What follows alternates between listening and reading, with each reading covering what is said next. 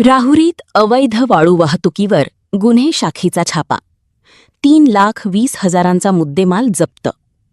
Police अधीक्षक माननीय श्री मुम्मक्का सुदर्शन यांच्या आदेशानुसार तसेच पोलीस निरीक्षक श्री किरण कुमार कबाडी यांच्या मार्गदर्शनाखाली स्थानिक गुन्हे शाखेचे पोलीस उपनिरीक्षक संदीप मुरकुटे, पोलीस अंमलदार भगवान थोरात, रमीज राजा आत्तार, प्रकाश मांडगे, विशाल तनपुरे आणि चालक उत्तरेश्वर मुराळे यांच्या पथकाने ही कारवाई केली.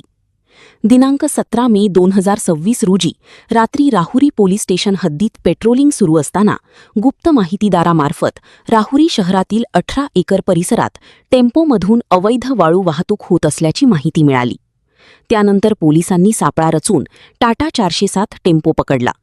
यावेळी आरोपी अकील कासम पठाण, वय 28 वर्षे, राहणार देसवंडी, तालुका राहुरी, याला ताब्यात घेण्यात आली. चौकशीत सदर टेम्पोचा मालक ओंकार संजय तनपुरे, राहणार तनपूरवाडी, तालुका राहुरी असल्याचे निष्पन्न झाले.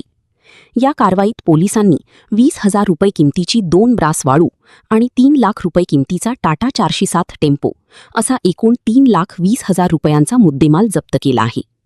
या प्रकरणी राहुरी पोलीस ठाण्यात गुन्हा रजिस्टर क्रमांक 541/2026, भारतीय न्याय संहिता 2023, कलम 303(2) अन्वये गुन्हा दाखल करण्यात आला असून पुढील तपास राहुरी पोलीस करत आहेत.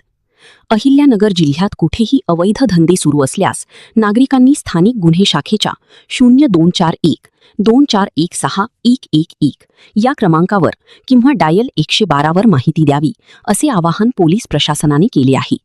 Rajendra Suryavanshi, Loknyay Marathi news channel.